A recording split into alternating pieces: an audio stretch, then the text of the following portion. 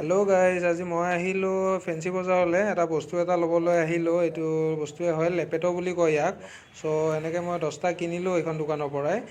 এইটো মানে পেকিঙৰ কামত ইউজ হয় আৰু। আপোনালোকক অলপ ফেঞ্চিখন দেখাই দিওঁ। এইখন জেল কাৰাগাৰ আছিলে আগতে, তো এইটো জেল ৰোড হয় আৰু।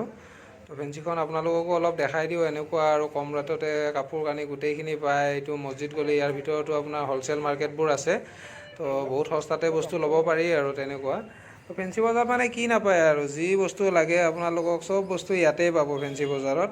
তো তেনেকুৱা ফল মূলৰ পৰা ধৰি আদি কৰি মানে চব পাব। শেষত চাহ একাপ খালোঁ ধুনীয়াকৈ আদা দি। চাহ একদম মজা বনায় আৰু ইয়াতে মানে খাবলগীয়া আৰু।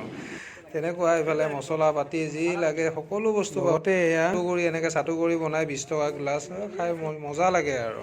তো ফুচকা খালোঁ শেষত। তো ছাতি আতি এনেকৈ চব ঠিক কৰিব পাৰে। তো তেনেকুৱা আৰু ইয়াতে ভাল ভাল হোটেলো আছে, যেনেকৈ আপোনাৰ ভাৰতীয় জলপান এইখন বহুত ভাল। আৰু তেনেকৈয়ে আমি আহি জি এছ ৰোড পালোঁহি। ফেঞ্চি বজাৰৰ পৰা আজি ইমানেই ভিডিঅ'টো। Tata bye bye.